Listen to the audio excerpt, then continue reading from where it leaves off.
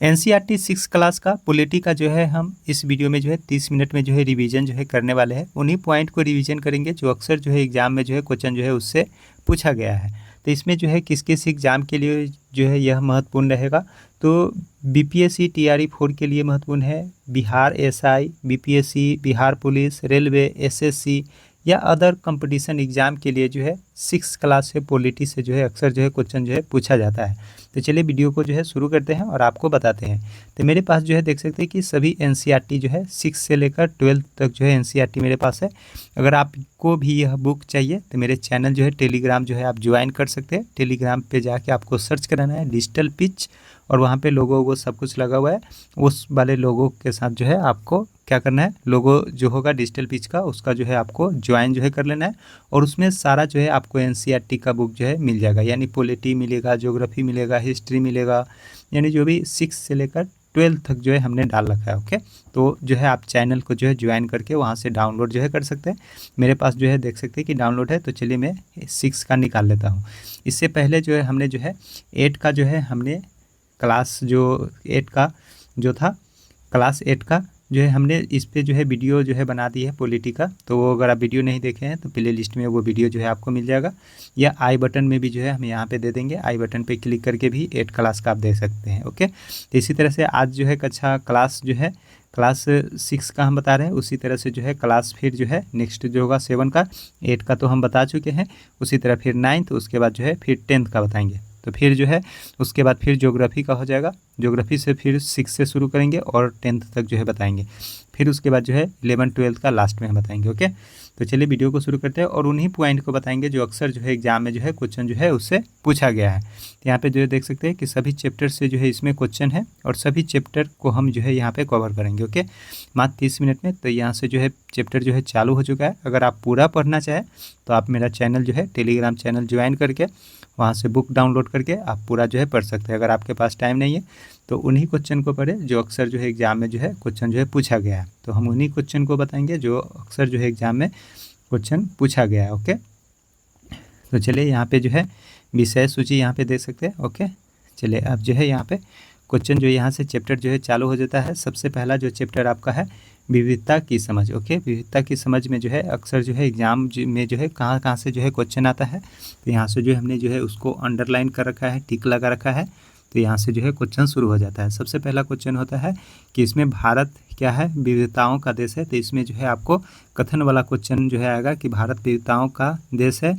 तो इसमें जो है अनेक प्रकार के खान पान और विभिन्न त्यौहार जो है, विभिन्न धर्मों के लोग रहते हैं, विभिन्न त्यौहार जो है यहाँ पे मनाते हैं। तो ये जो है कथन वाला इसमें क्वेश्चन जो है रह सकता है, इसलिए आपको याद रखना है कि भारत क्या है, विविधताओं का देश है। उसके बाद जो है अभिवादन का तरीका। अभिवादन का तरीका जो है जोहार कहाँ बोला जाता है। अगर क्वेश्चन पूछते कि अभिवादन के तरीका में जो है जोहार कहाँ बोला जाता है, तो आपको याद रखना है कि जोहार कहाँ बोला जाता है, ये झारखंड में बोला जाता है और यह क्या है, अभिवादन का तरीका है।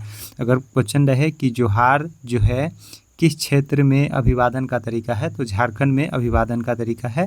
ओके, तो इससे जो है क्वेश्चन रिलेटिव जो है आया है, इसी से क्वेश्चन आया है। अगर आप गूगल पे सर्च कीजिएगा तो आपको पता हो जाएगा कि इससे क्वेश्चन जो है अक्सर एग्जाम में जो है पूछा गया है। ओके, चलिए अगला जो है फिर क्वेश्चन, तो उन्हीं पॉइंट को हम जो है यहाँ पे अंडरलाइन की है जिससे एग्जाम में जो है क्वेश्चन पूछा गया। ओके, उसके बाद जो है यहाँ पे और इसमें जो है जब हम जो यहाँ पे जो भी अंडरलाइन किए हुए उसको बता रहे हैं कि यह कथन में रहेगा, यह वन लाइनर में रहेगा, तो इस चीज़ को ध्यान दीजिएगा। जैसा कि यहाँ पे है कि लद्दाख, जम्मू और कश्मीर पूरब के पहाड़ियों में बसा रेगिस्तानी इलाका है।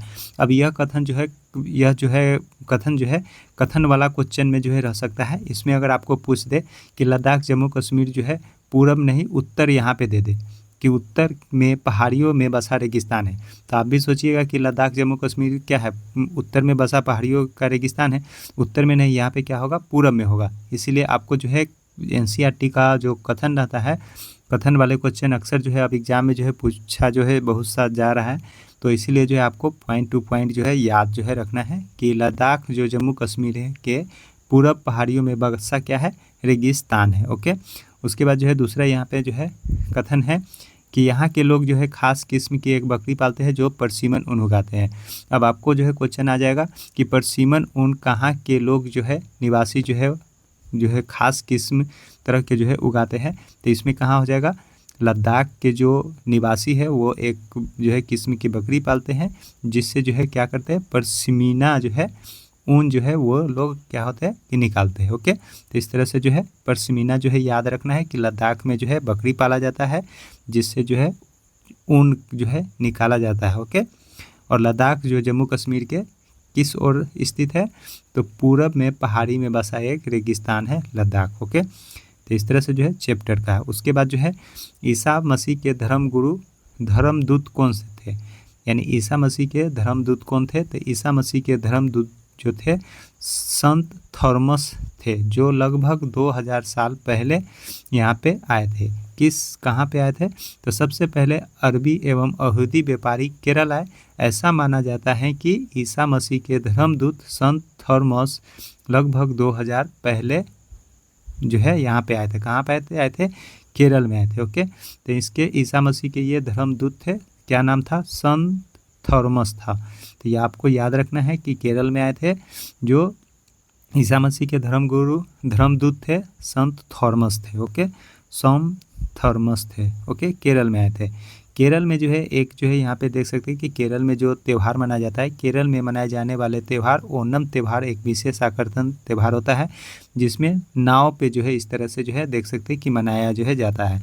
तो आपको क्वेश्चन आ जाएगा कि कौन सा ऐसा राज्य में जो है नाव पे जो है एक विशेष तरह के जो है त्यौहार जो है मनाया जाता है, या ओणम त्यौहार जो है कहाँ मनाया जाता है। तो ओणम त्यौहार कहाँ मनाया जाता है? केरल में मनाया जाता है।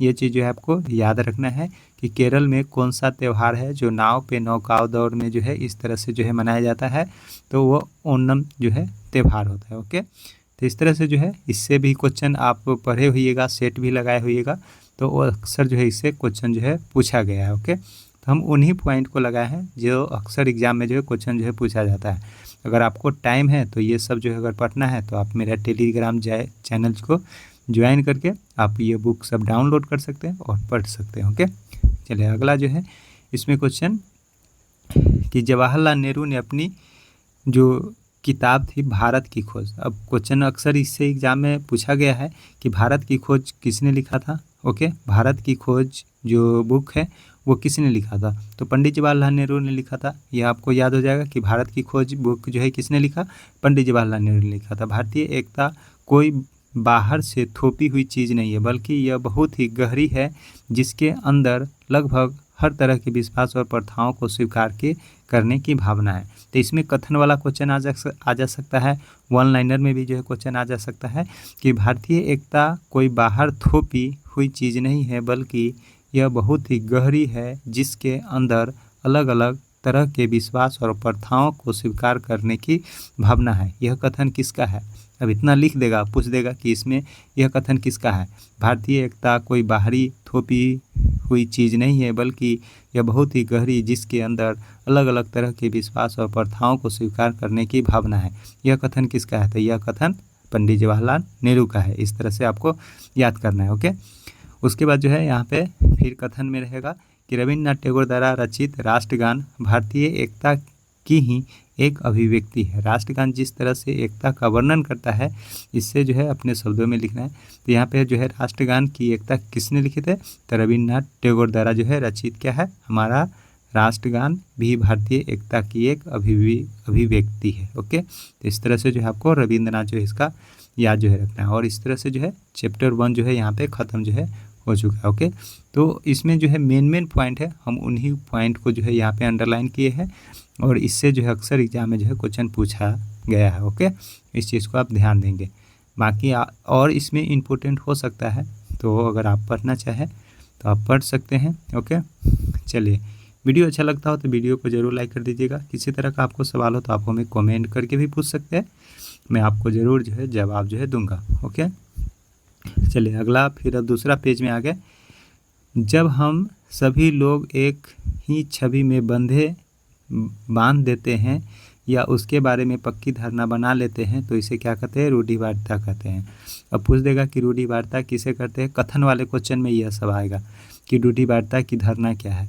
जब हम सभी लोग एक ही छवि में बांध देते हैं या उसके बारे में पक्की धारणा बना लेते हैं, तो उसे क्या कहते हैं, रूढ़िवादिता धारणा जो है इसे कहा जाता है। ओके, तो ये सब कथन वाले क्वेश्चन में जो है आने की संभावना है, जो भी अभी अब हाल फिलहाल में एग्जाम होने वाला है वो सब में। ओके, उसके बाद जो है यहाँ पे कि B.R. अम्बेडकर ने भारतीय संविधान का पिता एवं दलित के बड़े नेता के रूप में जाना जाता है। भारतीय संविधान के पिता किसे कहा जाता है? तो डॉक्टर अम्बेडकर को कहा जाता है। डॉक्टर अम्बेडकर ने दलित समुदाय के अधिकारों के लिए लड़ाई लड़ी थी। उनका महार जाति में जन्म हुआ था, जो छुआछूत मानी जाती थी। महार लोग गरीब होते थे। अब यहाँ पे क्वेश्चन पूछ देगा आपको कि भीमराव अम्बेडकर का जन्म किस दलित समुदाय में हुआ था? तो महार जो है समुदाय में हुआ था। महार जाति के क्या हुआ था? महार जाति में हुआ था। दलित जो अम्बेडकर थे वो किस जाति से संबंधित रखते थे? तो महार जाति से संबंधित रखते थे। ओके, और महार जाति क्या होते थे? बहुत गरीब होते थे। ओके, तो इस चीज़ को जो है आपको याद जो है रखना है। उसके बाद जो है यहाँ पे फिर है कि महार जो है कहाँ जो है इसका जो है ज़्यादा जो है जनसंख्या है? तो मुंबई प्रांत के महार समुदाय को अछूत जो है माना जाता था, और मुंबई में इसका जो है बहुत ज़्यादा जो है जनसंख्या है। ओके, स्टेशन मास्टर ने हमसे पूछा कि कौन बिना एक पल भी सोचे मेरे मुंह से निकल गया हम महार है।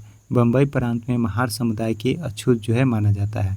जो मुंबई प्रांत है यानी कि उसी एरिया में जो है महार समुदाय को अछूत जो है माना जाता है, और वहीं से जो है ये बाबा साहब बिलोंग जो है करते थे। ओके, तो इस तरह से जो है आपको याद रखना है कि महार जो कहाँ थे? मुंबई से संबंधित थे। ओके, चलिए अगला जो है फिर क्वेश्चन इसमें, तो इसमें 2 ही क्वेश्चन था। अब ये चैप्टर जो है ख़त्म हो चुका है। तो हमने जो है पहले इसको पढ़ चुके हैं, और इसमें देख सकते हैं कि अब तीसरा जो है चैप्टर यहाँ पे चालू हो चुका है। तीसरा चैप्टर में जो है अब हम यहाँ पे कौन कौन सा इसमें मेन पॉइंट है, तो यहाँ पे देखिए कि मेन पॉइंट कौन है। ओके, तो इससे जो है आप भी देखे होइएगा, सेट जब लगाए होंगे या आप कहीं पढ़े होंगे, इससे क्वेश्चन जो है पूछा गया है कि आंध्र प्रदेश राज्य का पुनर्गठन कब हुआ था? 2 जून 2014 को हुआ था, जो तेलंगाना भारत का 29वां राज्य बना था। याद रखना है आपको कि आंध्र प्रदेश पुनर्गठन के बाद जो है 2 जून 2014 को तेलंगाना भारत का 29वां राज्य बना था। फिर नीचे लिखा हुआ है कि 31 अक्टूबर 2019 से जम्मू कश्मीर राज्य 2 अलग अलग केंद्र शासित प्रदेश में बांटा गया, जम्मू कश्मीर और लद्दाख। यानी कि जम्मू कश्मीर का यहाँ पे कब जो है 2 अलग अलग राज्य में बांटा गया था? तो 31 अक्टूबर 2019 को जम्मू कश्मीर को अलग अलग केंद्र शासित प्रदेश जम्मू कश्मीर और लद्दाख में जो है क्या हुआ था? बांटा गया था। तेलंगाना राज्य कब बना? तो 2 जून 2014 को बना था। ओके, इस चीज़ को आपको याद रखना है कि तेलंगाना राज्य कब बना था? तो 2 जून 2014 को। ओके, उसके बाद जो है यहाँ पे कथन वाला जो है क्वेश्चन इसमें जो है रह सकता है कि क्या आप विश्वास करते हैं कि समय के साथ जब लोकतांत्रिक औरत गरीब भाग नहीं लेते तो अपनी शुरुआती में केवल उन्हीं पुरुषों को वोट पढ़े लिखे की संपत्ति नहीं? ये नहीं है। चलिए यहाँ पे है क्वेश्चन, देख सकते हैं कि यूरोप और अमेरिका में महिलाओं और गरीबों को सरकार के कार्यों में भागीदारी के लिए संघर्ष करना पड़ा। तो इसमें कथन वाला में क्वेश्चन रहेगा कि यूरोप और अमेरिका में महिलाओं के लिए भागीदारी के लिए जो है सरकार के कार्यों में भागीदारी के लिए संघर्ष नहीं करना पड़ा था। तो इसमें नहीं दे देगा, इसमें लेकिन क्या लिखा है कि संघर्ष करना पड़ा था। यानी कि यूरोप और अमेरिका में महिलाओं और गरीबों को सरकार के कार्यों में भागीदारी के लिए संघर्ष करना पड़ा था। तो ये कथन वाला में जो है रह सकता है। ओके, महिलाओं द्वारा मताधिकार के लिए किए गए संघर्ष ने प्रथम विश्व युद्ध के दौरान मजबूती जो है पकड़ी थी। तो इसमें अब आ जाएगा कथन वाले क्वेश्चन में, यहाँ पे लिख देगा कि द्वितीय विश्व युद्ध के समय जो है पकड़ी थी। द्वितीय विश्व युद्ध के नहीं, आपको याद रखना है कि प्रथम विश्व युद्ध के दौरान जो है यह मजबूती जो है पकड़ी थी। यानी कि यूरोप और अमेरिका में जब महिलाओं ने सरकार के कार्यों के लिए भागीदारी के लिए संघर्ष किया तो उस समय कौन सा समय था? उस समय प्रथम विश्व युद्ध चल रहा था। उस समय यह जो है और मजबूती जो है पकड़ी थी आंदोलन। ओके, उसके बाद जो है यहाँ पे फिर नीचे है कथन है कि सरफेज मूवमेंट का मतलब होता है वोट देने का अधिकार। अब इसमें क्वेश्चन आपसे पूछा जाएगा कि वोट देने का अधिकार यूरोप और अमेरिका में किससे संबंधित था? तो सरफेज मूवमेंट से संबंधित था। यानी कि वोट देने का अधिकार यूरोप और अमेरिका में किससे संबंधित था? तो वोट देने का अधिकार से संबंधित था। ये आपको याद रखना है कि वोट देने का अधिकार यूरोप और अमेरिका में किससे संबंधित था? तो सफरेज मूवमेंट से संबंधित था, मूवमेंट से संबंधित था। ओके, इस तरह से जो है आपको याद रखना है। ओके, उसके बाद जो है यहाँ पे इंडिया पत्रिका जो है किसके द्वारा लिखी गई थी? तो गांधी जी द्वारा जो है लिखा गया था। उसके बाद इसमें कथन जो है रह सकता है कि मैं यह विचार सहन नहीं कर सकता कि जिस आदमी के पास संपत्ति है वह वोट दे सकता है, लेकिन वह आदमी जिसके पास चरित्र है, वह संपत्ति या शिक्षा नहीं है, वोट नहीं दे सकता है। जो दिन भर अपना पसीना बहाकर ईमानदारी से काम करता है वो वोट नहीं दे सकता, क्योंकि उसने गरीबी आदमी होने का गुनाह किया है। तो यह कथन किसका है? तो यह महात्मा गांधी का कथन है। कथन वाले क्वेश्चन में इसी तरह पूछता है कि कथन आपको दे देगा, सेम एकदम कथन दे देगा कि मैं विचार सहन नहीं कर सकता कि जिस आदमी के पास संपत्ति है वह वोट दे सकता है, लेकिन वह आदमी जिसके पास चरित्र है पर संपत्ति या शिक्षा नहीं है वह वोट नहीं दे सकता है। या जो दिन भर अपना पसीना बहाकर ईमानदारी से काम करता है वह वोट नहीं दे सकता, क्योंकि उसने गरीब आदमी होने का गुनाह किया है। यह कथन किसका है? तो यह कथन महात्मा गांधी जी का है। ओके, तो इस तरह से आपको याद रखना है कि महात्मा गांधी का यह कथन है। ओके, उसके बाद है यहाँ पे फिर कि अमेरिका में जो है वोट देने का अधिकार कब मिला था महिलाओं को? तो 1920 में। अमेरिका में वोट देने का अधिकार महिलाओं को कब मिला था? तो 1920 में। जबकि इंग्लैंड में औरतों का यह अधिकार जो है साल 1928 में मिला था। तो इससे क्वेश्चन अक्सर जो है पूछा गया, आप गूगल पे सर्च कराइएगा कि इंग्लैंड में वोट देने का अधिकार औरतों महिला को कब मिला था? तो 1928 में। कितना क्वेश्चन पूछा गया, कितना एग्जाम में पूछा गया है, एसएससी हो या पीसीएस लेवल का हो या बिहार कोई लेवल का एग्ज़ाम सब हुआ है, उससे में अक्सर यह क्वेश्चन पूछा गया है कि इंग्लैंड में जो है महिलाओं को वोट देने का अधिकार कब मिला था? तो 1928 में मिला था। कब मिला था? 1928 में मिला था। और अमेरिका में कब मिला था? तो 1920 में मिला था। अमेरिका में वोट देने का अधिकार महिलाओं को कब मिला था? 1920 में मिला था। देख सकते हैं कि हमने TR4 भी यहाँ पे लिख रखा है, क्योंकि TR4 में यह सब जो है क्वेश्चन अक्सर जो है इस तरह से पूछा जाता है, इसीलिए हमने जो है इसे यहाँ पे जो है मार्क करके रखा हुए हैं कि यह जो है पूछा जाएगा। ओके, चलिए अब जो है यहाँ पे स्थानीय सरकार और प्रशासन से अब जो है यहाँ पे क्वेश्चन है। ओके, चलिए यहाँ पे जो है ग्राम सभा से अक्सर जो है एग्जाम में जो है क्वेश्चन पूछा जाता है कि कोई भी व्यक्ति जिसकी उम्र 18 वर्ष या उससे ज़्यादा हो, जिसे वोट देने का अधिकार प्राप्त हो, उस जिसका नाम गांव के मतदाता सूची में हो, वह ग्राम सभा के सदस्य होता है। तो इसमें क्वेश्चन आएगा कि ग्राम सभा का सदस्य बनने के लिए न्यूनतम उम्र कितना चाहिए? तो 18 वर्ष चाहिए। ठीक है, क्वेश्चन अपने आप जब बना के खुद से पढ़िएगा तभी जो है आपको याद भी रहेगा और आप जो है एग्ज़ाम में जो है अच्छी तरह से सफलता जो है पा सकते हो। ओके, तो इसमें जो है क्वेश्चन यहाँ पे अब किताब जब बुक जो पढ़िएगा तो इस तरह से तो पढ़ लीजिएगा कि कोई भी व्यक्ति 18 से ज़्यादा हो जिसे वोट देने का अधिकार हो, लेकिन जब अपने आप से क्वेश्चन बनाइएगा कि क्वेश्चन अगर इससे पूछ दिया जाए कि ग्राम सभा का सदस्य बनने के लिए न्यूनतम समय कितना होना चाहिए, कितना होना चाहिए? 18 वर्ष होना चाहिए। या ग्राम सभा में न्यूनतम उम्र सीमा कितना है जिसे वोट देने का अधिकार हो? तो 18 वर्ष का जो है जो भी व्यक्ति रहेंगे उसे क्या होता है? वोट देने का अधिकार होता है। अब इसी में संविधान संशोधन से पूछ दे कि कौन सा संविधान संशोधन के तहत जो है 18 वर्ष जो है 21 वर्ष से 18 वर्ष किया गया था, तो फिर जो है उसमें फंस जाइएगा। ओके, तो इसमें जो है हम नेक्स्ट में बताएंगे। इसे आप कमेंट करके बता सकते हैं कि कौन से संविधान संशोधन के द्वारा जो है 21 वर्ष से 18 वर्ष जो है किया गया था घटाकर। ओके, चलिए अगला फिर यहाँ पे क्वेश्चन है कि ग्राम पंचायत की नियमित रूप से बैठक होती है, उसका मुख्य काम होता है क्षेत्र में आने वाले गांवों का विकास का कार्यक्रम लागू करवाना। जैसा कि आपने देखा होगा ग्राम सभा पंचायत के काम स्वीकृति देती है तथा स्वीकृति देती है तभी पंचायत अपना काम जो है क्या होती है कर पाती है। यानी कि ग्राम पंचायत की नियमित रूप से बैठक होती है, उसका मुख्य काम उसके क्षेत्र में आने वाले गांवों में विकास कार्यक्रम लागू करवाना होता है। जैसा आपने देखा ग्राम सभा ही पंचायत के काम को स्वीकृति देती है तभी पंचायत अपना काम कर पाती है। यानी यह सब जो है कथन में जो है रह सकता है कि ग्राम पंचायत या ग्राम सभा के काम की स्वीकृति कौन देता है? तो पंचायत जो है देता है। यहाँ पे जो है दूसरा जो कलर वाला है, यहाँ पे देख सकते हैं दूसरा कलर वाला कि ग्राम सभा ही पंचायत के काम को स्वीकृति देती है। अब इसमें क्वेश्चन आएगा कि पंचायत को काम की स्वीकृति कौन देता है, तो ग्राम सभा देता है।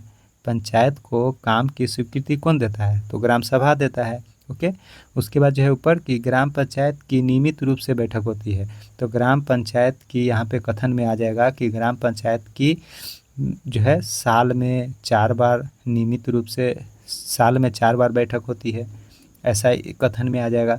कुछ भी पूछ सकता है कि ग्राम पंचायत का साल में 3 बार बैठक होती है, कथन में आ जाएगा, तो इसमें वो गलत हो जाएगा। क्या होगा कि ग्राम पंचायत की नियमित रूप से क्या होती है, बैठक होती है। उसका मुख्य काम क्या होता है, अपने क्षेत्र में आने वाले गांव का विकास कार्यक्रम को लागू करवाना।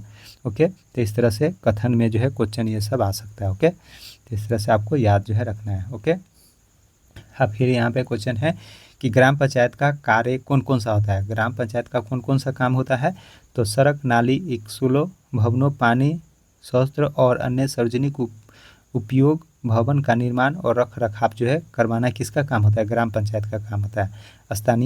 स्थानीय कर लगाना और इकट्ठा करना किसका काम है, ग्राम पंचायत का। गांव के लोगों को रोजगार देने संबंधी सरकारी योजना लागू करवाना किसका काम है, ग्राम पंचायत का काम है। उसके बाद जो है ग्राम पंचायत के आमदनी का सोर्स, तो आमदनी का सोर्स कौन कौन सा होता है, तो घरों एवं बाजारों पर लगाए जाने वाले कर से मिलने वाली राशि जो होता है ग्राम पंचायत के आमदनी का सोर्स होता है। विभिन्न सरकारी विभाग द्वारा चलाई गई योजना की राशि जो जनपद एवं जिला पंचायत द्वारा आती है यह सब जो है ग्राम पंचायत के आमदनी का सोर्स है। समुदाय के काम के लिए जो मिलने वाला दान होता है वो ग्राम पंचायत के आमदनी का सोर्स होता है। तो इससे जो है अक्सर जो है एग्जाम में जो है क्वेश्चन पूछा गया और ये जो है 6 क्लास का जो है क्या है, पॉलिटी का है। ओके, तो देख सकते हैं 6 क्लास के पॉलिटी में जो है कहाँ से जो इसमें क्वेश्चन जो है पूछा, इसी से जो है बहुत सा ऐसा एग्जाम में जो है आपको क्वेश्चन जो है मिल जाएगा जो इससे जो है पूछा गया है। अक्सर क्वेश्चन पूछा गया है कि ग्राम पंचायत का जो है आमदनी का सोर्स क्या है, तो इसमें जो है दे देता है बाजार देता है, मेला दे देगा ऑप्शन, उसके बाद जो है समुदाय दे देता है ऑप्शन, तो उसमें ऑप्शन वाला में भी जो है रहेगा। जब आप इस पे पढ़े रहिएगा तभी जो है उसको सही जो है कर पाएंगे कि ग्राम पंचायत के आमदनी का सोर्स कौन कौन सा है, तो घर एवं बाजार है। ओके, मिलने वाला जो है कर रहता है।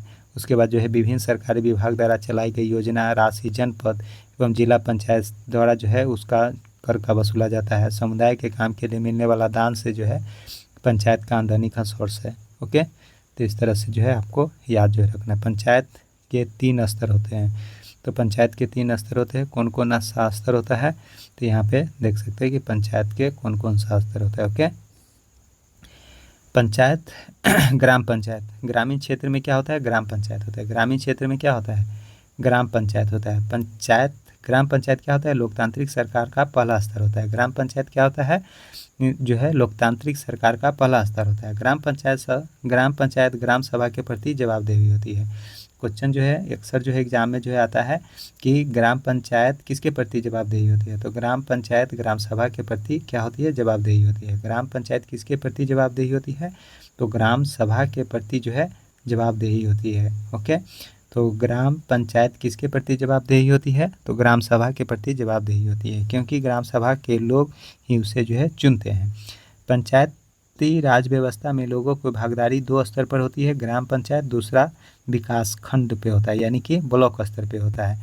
पंचायत स्तर पे लोगों की भागीदारी 2 स्तर पे होती है। दूसरा पहला 2 स्तर पे होती है ग्राम पंचायत और दूसरा विकास खंड, यानी कि विकास खंड यहाँ पे क्या हो जाएगा, ब्लॉक हो जाएगा। विकास खंड कौन सा होता है, ब्लॉक होता है। तो ग्राम पंचायत और दूसरा कौन सा होगा, विकास खंड होता है। इसे जनपद पंचायत या पंचायत समिति भी जो है कहा जाता है, यानी कि ब्लॉक स्तर पे कौन सा होता है, पंचायत समिति जो है खड़ा होता है ब्लॉक स्तर पे, तो क्या होगा, पंचायत समिति भी जो है इसे कहा जाता है। ओके, उसके बाद जो है यहाँ पे एक पंचायत समिति में कई ग्राम पंचायतें होती है। पंचायत समिति के ऊपर जिला पंचायत या जिला परिषद होती है, यानी कि पंचायत के कितने स्तर होते हैं, 3 स्तर होते हैं। एक जो यहाँ पे आपने पढ़ा ग्राम पंचायत, ओके, उसके बाद जो है यहाँ पे पंचायत समिति, ओके, तीसरा क्या हो जाएगा, जिला परिषद।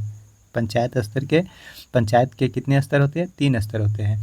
कौन कौन सा होते हैं, ग्राम पंचायत होता है, उसके बाद जो है पंचायत समिति होता है, उसके बाद जो है क्या होता है, जिला परिषद होता है। और यहाँ पे पंचायत समिति को ही जो है जनपद पंचायत का बोला जाता है या जो है विकास खंड बोला जाता है। ओके, तो इस चीज़ को आपको ध्यान रखना है कि विकास खंड को ही क्या बोला, पंचायत समिति जो है या तो इसको पंचायत विकास खंड को ही जो है होता है, इसे जनपद पंचायत या पंचायत समिति कहते हैं। विकास खंड यानी कि ब्लॉक स्तर पे होता है। पंचायत समिति में कई पंचायत होती है और पंचायत समिति के ऊपर जो होता है वो कौन सा होता है, जिला परिषद होता है।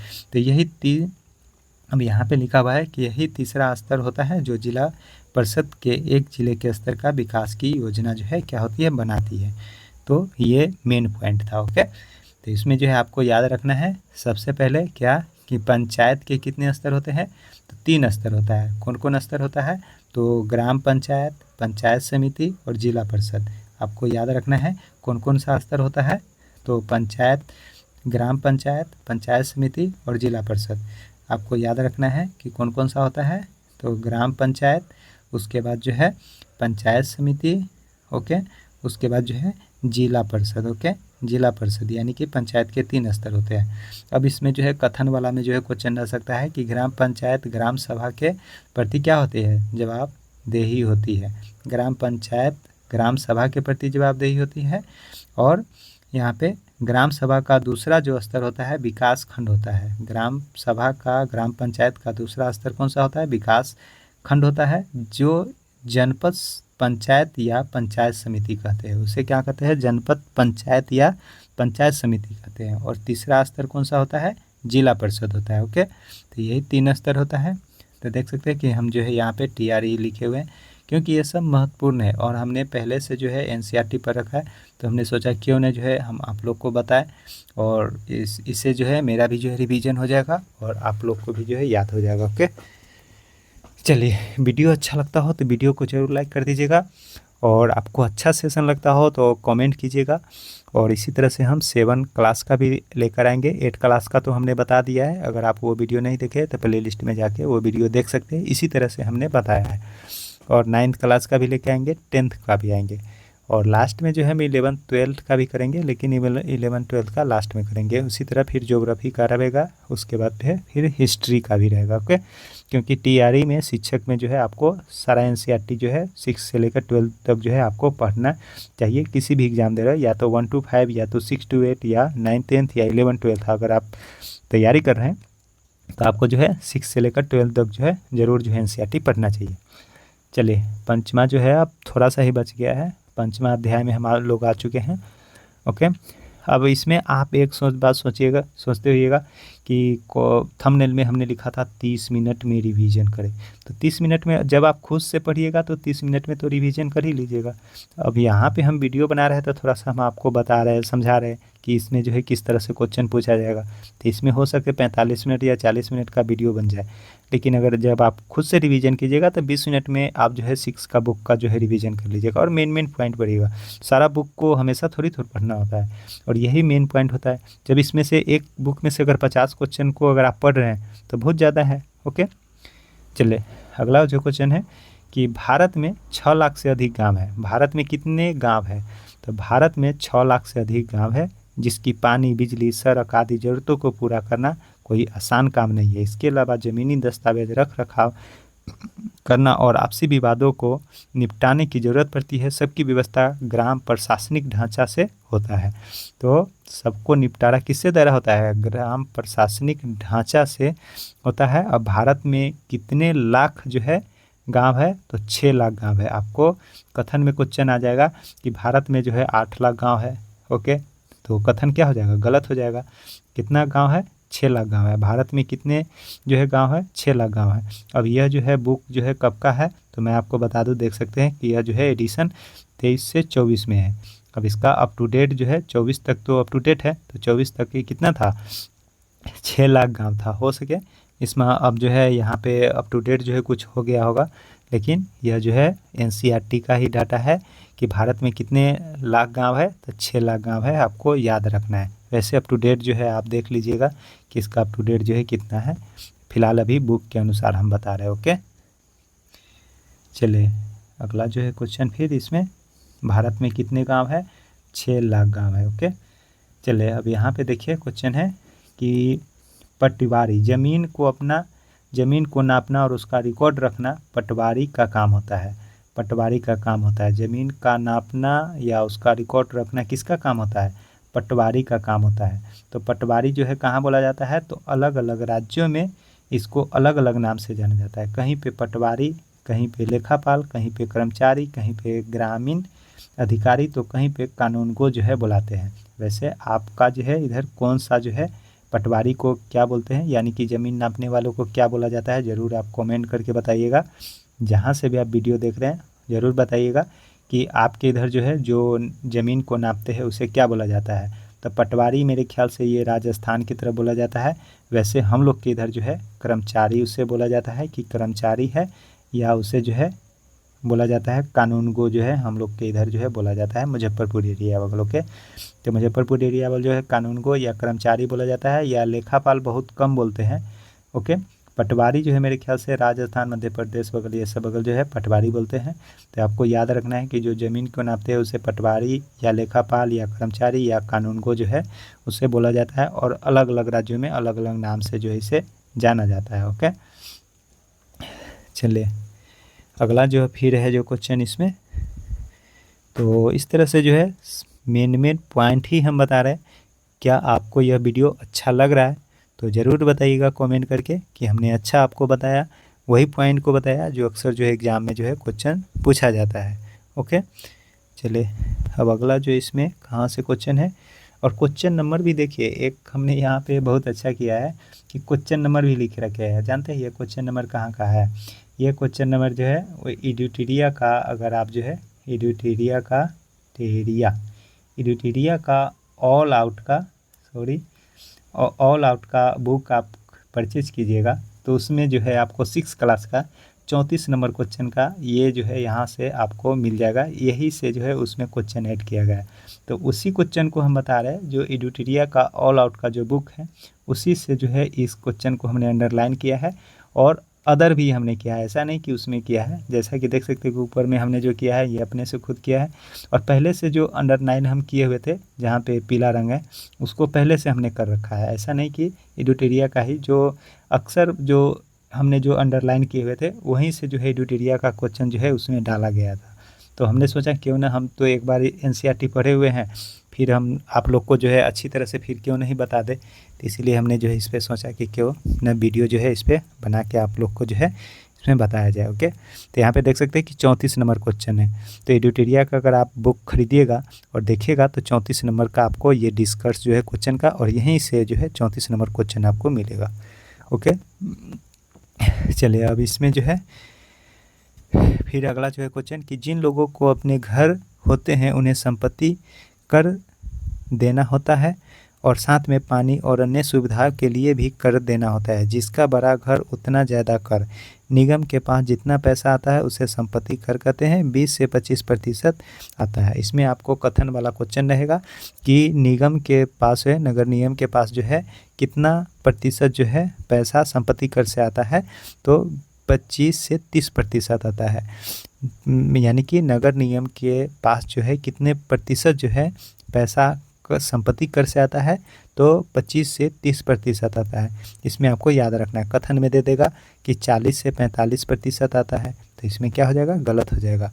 25 से 30% जो है संपत्ति कर से क्या होता है, निगम में जो है नगर निगम को जो है पैसा आता है। ओके, चलिए यहाँ पे देख सकते हैं ऊपर हेडलाइन भी है कि नगर निगम को पैसा कहाँ से आता है। तो नगर निगम को पैसा कहाँ से आता है, संपत्ति कर से आता है। जिसका पानी अन्य सुविधाएं के लिए कर देना होता है। जितना बड़ा घर होता है उतना ज़्यादा कर देता है। निगम के पास जितना पैसा आता है उसकी संपत्ति कर कहते हैं, जो कितना प्रतिशत रहता है, 15 से 30% रहता है। ओके, चलिए अगला फिर इसमें क्वेश्चन हम निकाल लेते हैं। यहाँ पे देखिए इससे क्वेश्चन पूछा गया है। ओके, कि 1994 में सूरत शहर में भयंकर प्लेग फैला था।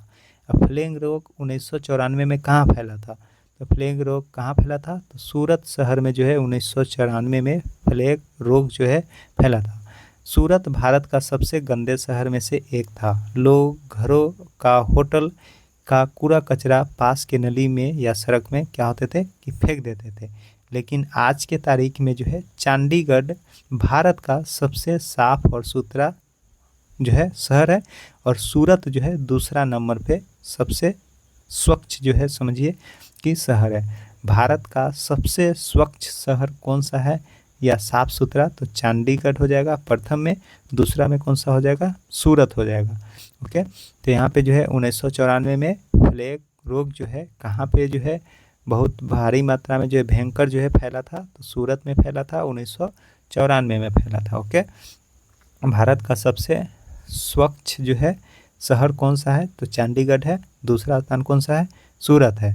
और यहाँ पे हमने देख सकते हैं कि लिख भी दिया है कि सबसे गंदा शहर कौन है 2025 की रैंकिंग के अनुसार, तो मंदुरे जो लुधियाना चेन्नई, सबसे पहला हो जाएगा मंदुरे, उसके बाद दूसरा लुधियाना, तीसरा कौन सा, चेन्नई, यानी कि सबसे गंदा शहर है। सबसे स्वच्छ शहर में अभी 2025 के डाटा के अनुसार बता रहे हैं हम, इंदौर, सूरत और नवी मुंबई हो जाएगा।